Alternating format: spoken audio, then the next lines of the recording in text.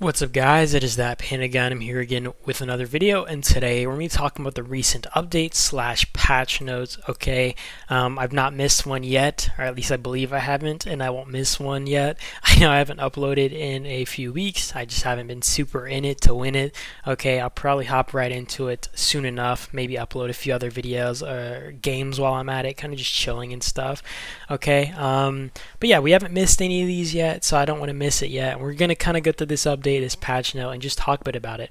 So to start off, there is the Doomsday Express feature, and I actually want to say I'm going to be talking a lot more once we get here about the Alliance Vault and the entrustment system. I found these to be kind of interesting features. But yeah, new Doomsday Express feature, and let's go into it. So there's a shipment center. There's two new buildings, which is the Survivors Camp and the Shipment Center, and we'll talk about the Survivors Camp in a little bit. But as you see here, there's the personal escort. So you can basically go in here, you can choose which heroes you want to set up to escort this shipment. So in my case, I have a rider, infantry, range, right? These shipments do change tiers, meaning their rewards will be better or worse. In my case, I sent a D tier shipment out, and I just sent these heroes, etc., etc. These shipments can be rated. If other you can see other shipments, you can make it where it only shows other regions or your region, etc., whatever the case, and you can basically raid these shipments to try and obtain these rewards that are within it. So whatever the case, a little cool feature. I've actually seen this in a lot of games, quite a few games, this whole shipment feature. So this isn't something that's new to me. I don't really have a big issue with it. I mean, it does feel a little bit overwhelming when there's a ton of features back to back to back to back. But I can't say I hate the Doomsday Express feature. I'm not exactly a fan of the Survivors Camp, but we'll talk about that. I don't hate it either. So yeah. So new building, Shipment Center. The Shipment Center unlocks at Headquarters Level 8, while Doomsday Express feature unlocks when Federation history reaches 4 days. So your region just has to be 4 days old, from my understanding, for you to unlock the Express feature. 2. Commanders can initiate personal escorts at the Shipment Center and deploy a hero to protect the vehicle. Safely reach the destination and earn loads of rewards. So this should be like a 4-hour kind of shipment, right? So whenever you send these out, these should just take 4 hours. So that's really it, to reach their quote unquote destination.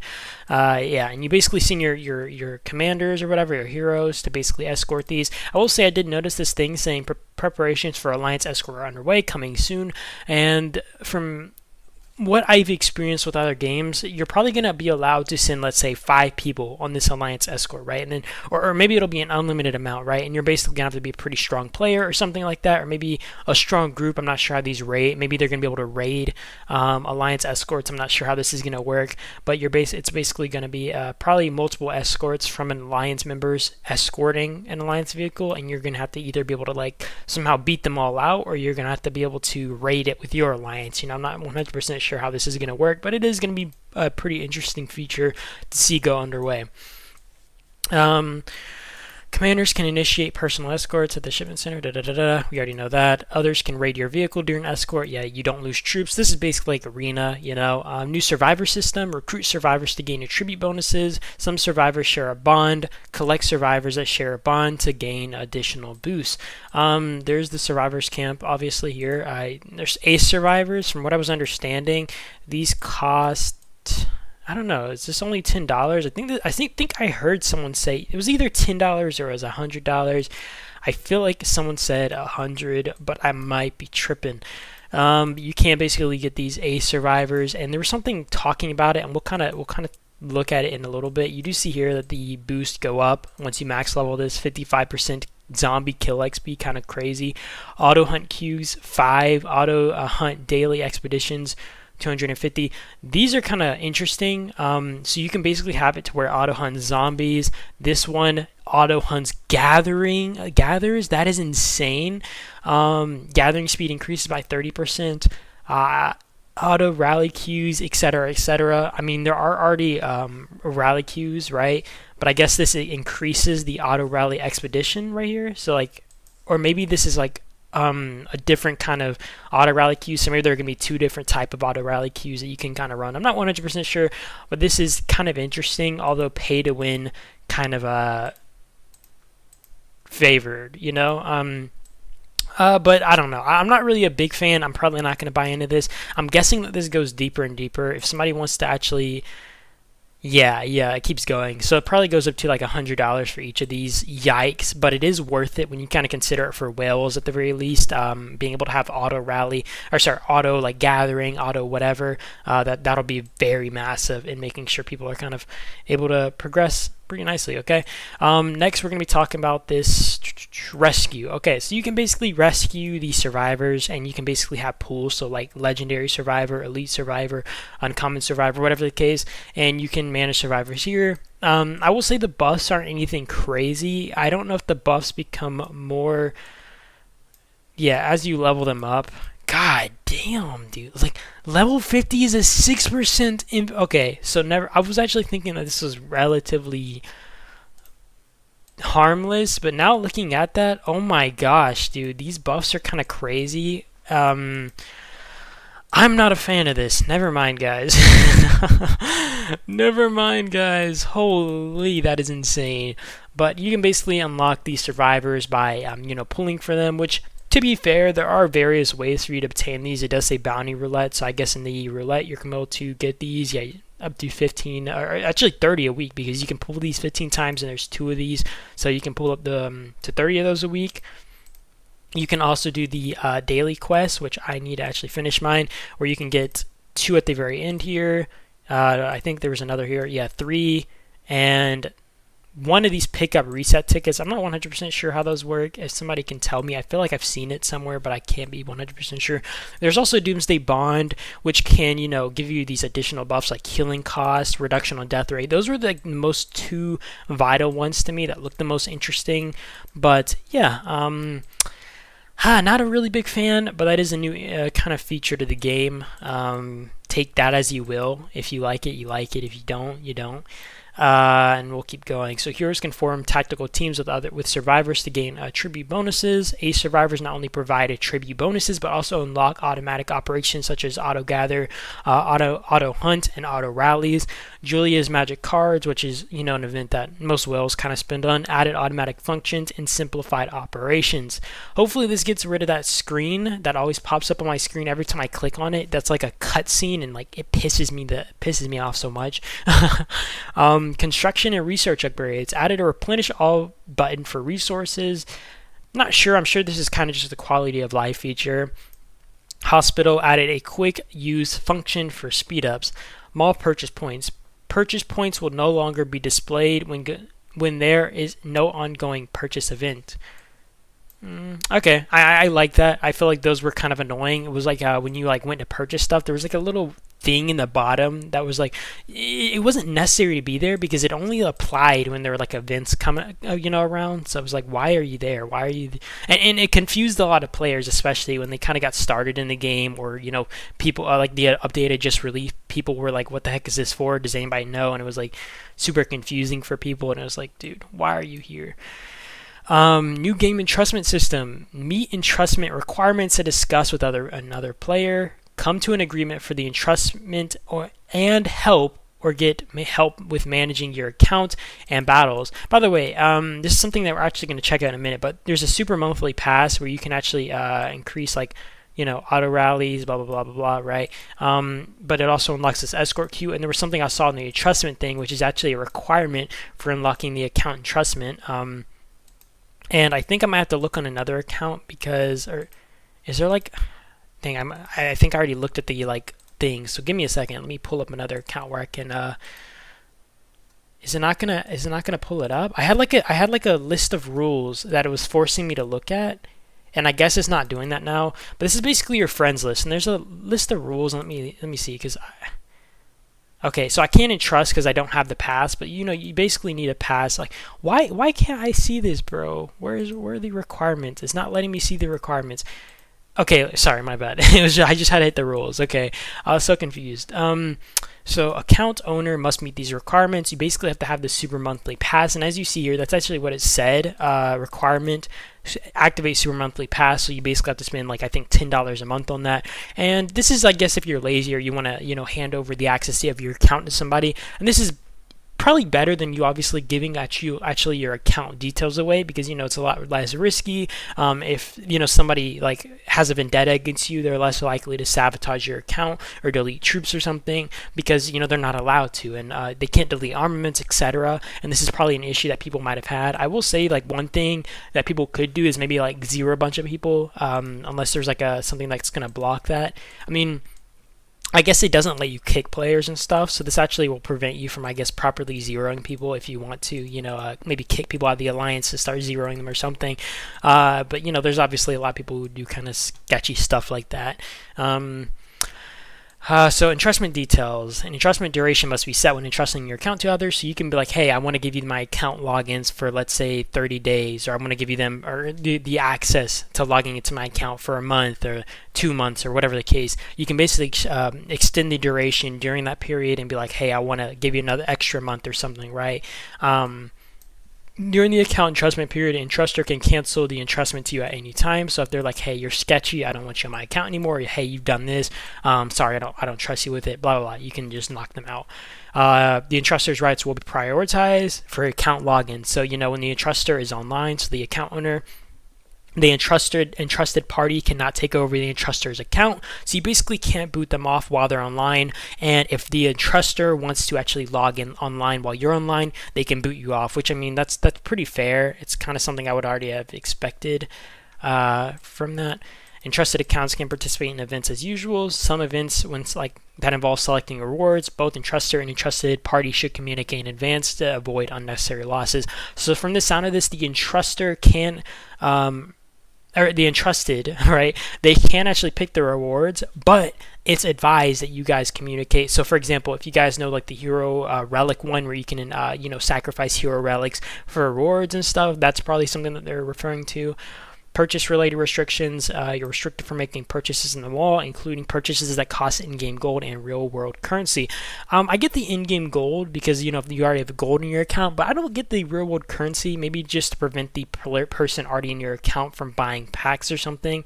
This might actually mess up, like, for example, if you want to disconnect your logins, right? Because sometimes they require certain purchase receipts, and if someone who's logged into your account makes purchases, maybe they'll have some of the receipts that you need, and that'll be kind of problematic. But what if like they're using their own card? I mean, I doubt a lot of people would want to do this, but let's just say someone did, right? Like I don't get why the devs wouldn't want you to do that, unless like that would be a problem.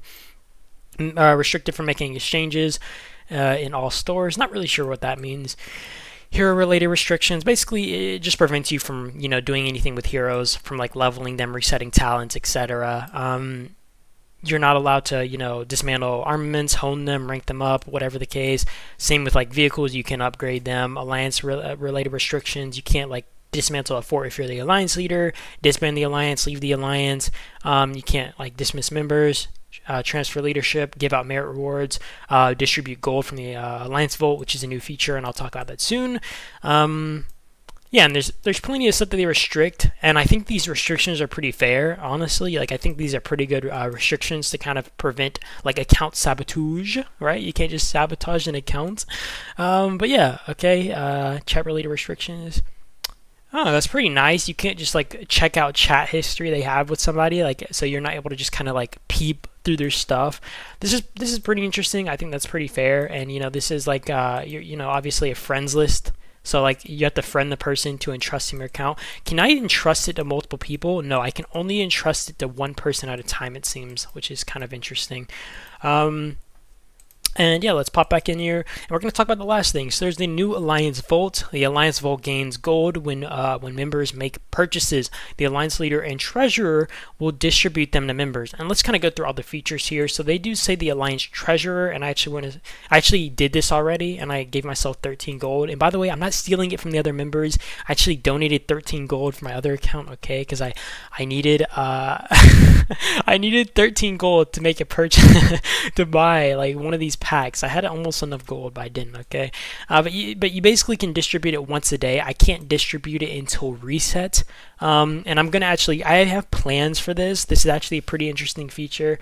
I think that this will be good at like gifting to members.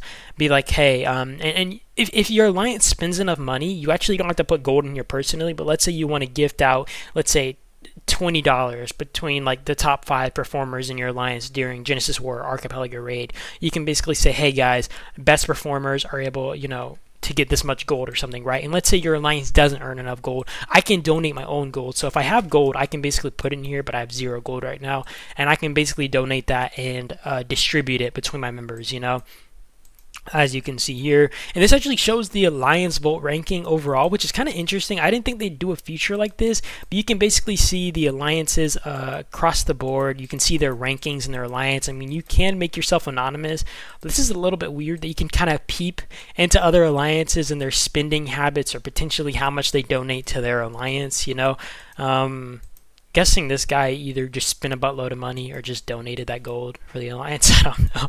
This is kind of cool. This is kind of a cool feature. I kind of like that. You can't make it all anonymous. This is kind of interesting. It does say you can donate. I'm pretty sure you're able to donate gold to other alliances. I'm not sure how to do that exactly, because I don't know how to donate to other alliances. People were saying that you can, and I don't know if you have to join the alliance to donate, but that's the only way I can actually understand doing it. But I don't know. I'm a little confused about how that all works still.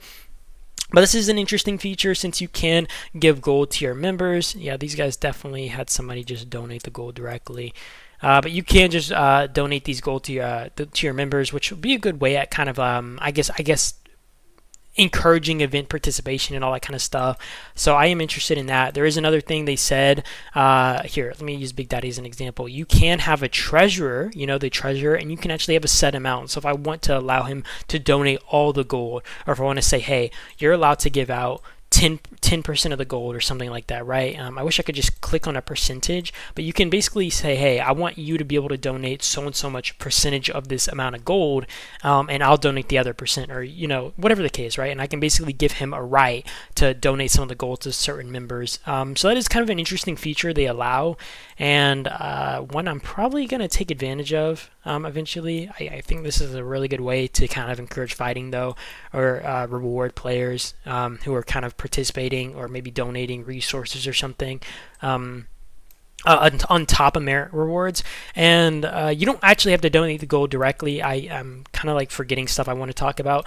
This is actually so if you buy packs, right? So the Alliance Vault is used to store Alliance Gold. Members can donate their own gold to the Alliance Vault.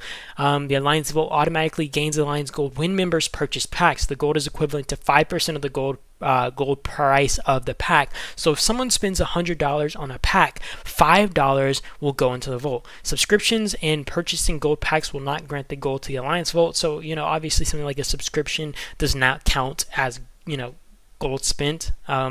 Like that'll go into the vault. Same goes with you actually directly buying gold. You actually have to spend it in game first for it to be counted. And it says the Alliance leader and treasurer will have one chance to distribute Alliance gold every day. This is really cool. I actually like this feature. Out of everything, I think this is the best feature they've added. Yeah, I mean, like being able to just give back some of the like kind of money people have spent into the alliance, and potentially, like, let's say a free-to-play player, right? Let's say they're doing a really good job, or I want to be able to give it even just like being able to distribute like gold I got on my account. Let's say I spend like $100 and I can just donate gold and I can just give it to my accounts, right? Through the Alliance treasure. And even like people who want to make transactions within the game, right? Like let's say I give you $10 worth of gold and you do something for me, or you give me a ton of resources or something, right? This is a really cool way to make transactions instead of being like, hey, I gotta send you money on PayPal or something, right? Just in general, I just think that this is a really cool way to kind of introduce this kind of feature. I think this feature is actually the best one they've introduced. The account entrustment one is honestly kind of interesting. I think that this is a pretty good feature considering people are going to do the whole account entrustment thing even without the actual in-game feature. So like being able to make it kind of more safe for players to do this and saying, hey, we respect that you guys want to kind of have people helping manage your accounts. Maybe you're not as active or you can't be as active as you want to be, and you want to be be able to do this safely, we're going to give you guys the option. I think that's a pretty good move from the devs, in my opinion. I do think like the survivors camp is probably the one feature I don't really like. I think the shipment center is honestly a pretty decent feature. I think there were a lot of people who were hating on it, but me personally, I actually think that this is a cool feature they added. I know, like I said, a lot of people were hating on it, but I actually think that this is a harmless feature, frankly. All it does is kind of give you something to do, give you better rewards, and I know there's a lot of people who maybe want something more to kind of do in the game, and it's just a little feature they added, so I don't really have an issue with that. I think a lot of these features are pretty cool. I just think that the whole survivors thing, ace survivors, etc., are kind of crazy. Being able to do like auto gathering is really nice with the amount of money you have to spend to be able to accomplish that is really hefty. And I'm actually gonna have to explain this to Big Daddy later because he usually gets confused about this stuff. So I'm actually gonna chat him up after this video. But yeah, I do appreciate you guys though, honestly, for watching. I hope you guys got all the information you needed out of this video, and I hope you guys have a great day or night though. I do plan to start kind of posting again soon. Maybe I'll post another video tomorrow. I actually have had one I've been waiting on doing, but I've just been like too down and lazy to do. But it's kind of actually talking about rage, how to utilize it properly, because I know there's a lot of people who don't know how to utilize it properly and stuff. But yeah, that being said, I am done with this video. You guys have a great one. I will be seeing you guys in the next video, and that is about it. Peace out.